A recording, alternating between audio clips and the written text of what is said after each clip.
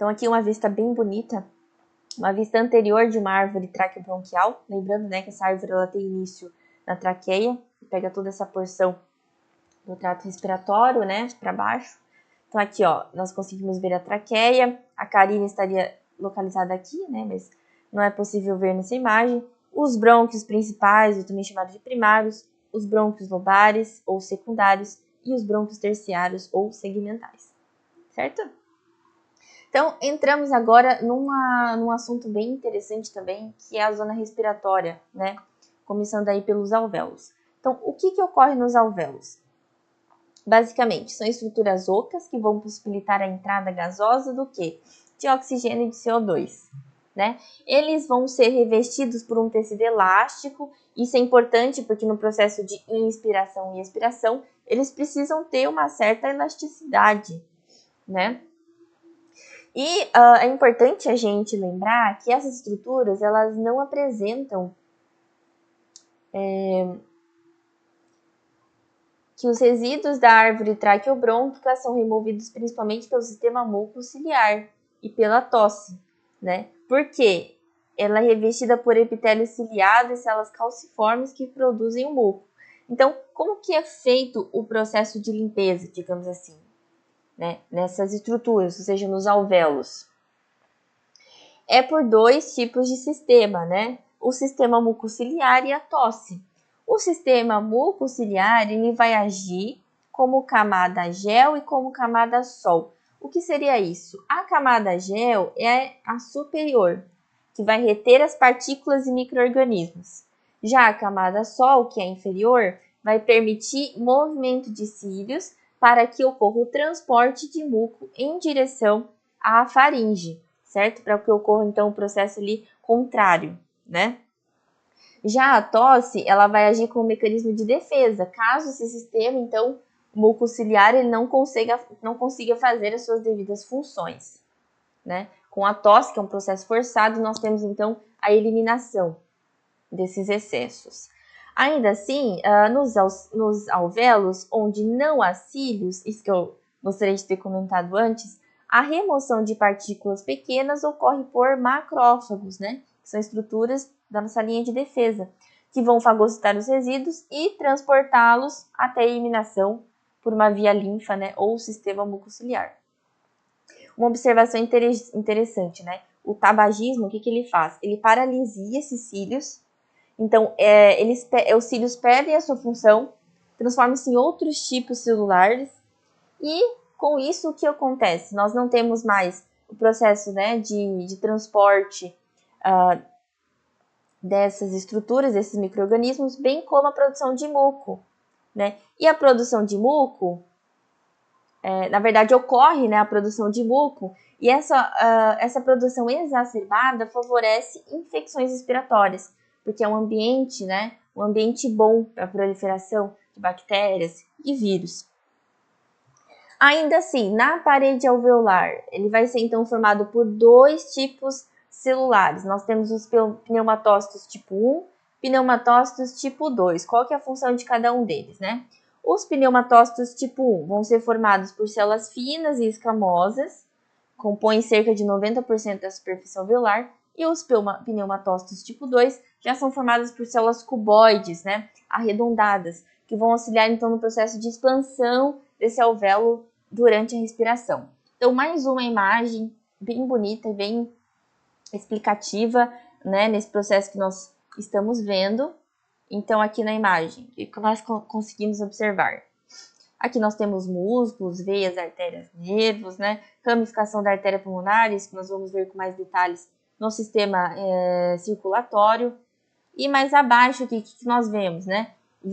Vaso linfático superficial, nódulos linfáticos, os capilares que revestem, então, esses alvéolos, né? Fibras elásticas, justamente para que ocorra essa expansão, essa contração, né? Para que não haja um colapso. A pleura, né, parietal e a pleura visceral, que nós vamos ver um pouquinho mais à frente, mas são estruturas extremamente importantes para que ocorra a expansão e a contração do órgão, do pulmão, né? O saco alveolar e os alvéolos. Então, os alvéolos são essas estruturas arredondadas.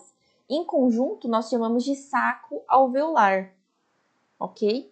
E também aqui os ductos, né, alveolares. Então, também mais uma imagem retirada ali do livro. A membrana respiratória. Então, vamos adentrar agora no processo aqui, que permite, né, a respiração, expansão e contração. Então, a membrana respiratória é o local onde ocorrem as trocas gasosas entre o sangue e o ar. Então, a gente percebe aqui, ó, já dá para ver pelos capilares, né? Nós temos aqui a representação do sangue venoso e do sangue arterial se unindo ali. Então, primeiramente, nos pulmões, né? Como a gente já havia dito, existe uma diferença de tamanho entre os dois pulmões, mas nós já compreendemos o porquê, né? Que isso existe anatomicamente. E no pulmão nós temos um processo chamado de ventilação pulmonar, que é necessário haver o quê? Para que isso ocorra, a gente precisa do auxílio de musculaturas locais. Então, é um processo muito interessante, muito legal, que vamos ver agora. Então, olha só, no processo de inspiração, nós temos quais músculos contribuindo, né? Nós temos o diafragma, o músculo diafragma, ele apareceu aqui também, né? Nessa imagem mais acima. Então, aqui, ó, músculo diafragma, extremamente importante para o processo de inspiração. Nós temos também, então, os intercostais externos. Então, uma boa forma de lembrar é sempre trocar as letras. Então, aqui, no processo de inspiração, nós usamos os intercostais externos, né? E mais à frente vamos ver que na expiração vamos usar os intercostais internos. Então, troca as letrinhas. Além desses dois, nós temos o esternocleidomastoideo, que é um músculo que está localizado mais aqui na região do pescoço. O escaleno também está localizado ali. Vamos ver mais à frente. Vamos ver mais à frente a sua posição e o peitoral menor, certo? Então, esses são os músculos que auxiliam, que permitem o processo de inspiração, né? Então, o que vai acontecer com cada um deles? Olha só. Quando a gente inspira, o que acontece? O diafragma, que é o músculo que está ali numa posição mais aqui abaixo, né? Ele vai se contrair, certo? E ele se contrai e desce, o que aumenta o volume da nossa caixa torácica. Então, inspiração, diafragma desceu, contraiu, expandiu a caixa torácica. O que os intercostais externos fizeram? Eles elevaram as nossas costelas para expandir o tórax, certo? Então, enquanto o diafragma ele se contrai e desce, expandindo o nosso volume torácico, os intercostais externos vão possibilitar a elevação das costelas para expandir o tórax. Além desses dois músculos, nós temos também o esternocleidomastoide. Vamos dar uma olhadinha onde é que ele está. Aqui, ó, o esternocleidomastoide e os escalenos. Então, qual que vai ser a importância do músculo esternocleidomastoide? Tá vendo que ele se liga de forma direta aqui, né, com o externo, né, que é esse ossinho que nós temos aqui, que liga as costelas. Então, pelo fato dele estar ligado com o externo, ele vai elevar o externo, certo? Só que, então, ele vai estar mais presente no processo de inspiração forçada. Já os escalenos, que são esses músculos aqui, né, nós temos escalenos superiores, inferiores, enfim, eles vão auxiliar na elevação das primeiras costelas. Só que também vai auxiliar o quê? Na inspiração forçada, né? Então, a gente percebe aqui, ó, nós temos os escalenos ligados aqui com a costela. Então, eles vão permitir a elevação dessas primeiras costelas. Enquanto o esternocleidomastoide, mais ligado ao externo, vai permitir a elevação do externo, né? Então, além desses quatro, nós temos um último, que é o peitoral menor. Vamos ver se ele aparece aqui, ó. Peitoral menor. Qual que vai ser, então, a função do peitoral menor? Elevar as costelas superiores. Está mais ativo no processo de respiração profunda. Então, a gente percebe o quê? Que para que ocorra o processo de inspiração, são muitos músculos envolvidos, né? Então, aqui, ó, processo de inspiração. O que acontece? Diafragma se contrai, né? Ele se contrai, ou seja, ele vai para baixo, ele aumenta o volume da caixa torácica. Nós temos os músculos intercostais, externos ou internos? Externos, porque nós estamos falando da inspiração, que vão permitir um aumento na elevação das costelas, para aumentar a cavidade do tórax, né? Para aumentar aqui o volume.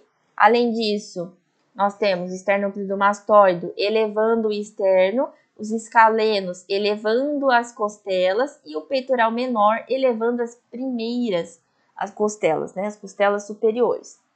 Só que esses três, então, eles vão estar mais envolvidos no processo de inspiração forçada ou, no caso do peitoral menor, uma inspiração, como nós vimos, uma respiração profunda, ok? Já no processo de expiração, o que acontece? Depois que eu inspirei, então, para expirar, todos esses músculos que eu utilizei, eles vão ser relaxados, né? Simples assim. Então, o diafragma vai retomar a sua posição de repouso, os intercostais externos vão relaxar, permitindo que as costelas desçam, certo? Só que no processo de expiração forçada ocorre a contração ativa de músculos que puxam as costelas para baixo. E quais são esses músculos, né? Nós vamos ter então a presença dos intercostais internos agora, porque nós estamos falando da expiração, então há essa troca, né, de letrinha. E os músculos abdominais. Então, qual vai ser a função dos intercostais internos? Eles vão puxar as costelas para baixo, para que o volume da caixa torácica seja reduzido, né? E o ar ele saia. Mas para frente a gente vai entender essa diferença de pressão, né? Para compreender como que o ar entra, como que o ar sai, né? E os músculos abdominais, então nós temos esses exemplos, né? O reto abdominal, o oblíquo externo e interno e o transverso do abdômen, que vão comprimir as vísceras, empurrando o diafragma para cima e expulsando o ar, né? Porque na hora de contrair o diafragma desce, na hora então de expandir, ele sobe, voltando à sua posição, e na hora que ele sobe, ele acaba empurrando, né? As vísceras empurram o diafragma e, consequentemente, o ar sai. E tem também o serrátil posterior inferior, que vai auxiliar na descida das costelas. Certo? Então, mais uma imagem ilustrativa no processo de inspiração e expiração. Aqui eu trouxe mais uma foto, né, para deixar bem evidente o músculo esternocleidomastoide, né, que seria então esse 4, né, e os escalenos. Os escalenos, vamos ver aqui, tá por aqui. Esternocleidomastoide e os músculos escalenos aqui, né? Como eu disse, são vários, né? Mas, então nós temos aqui os músculos escalenos, certo?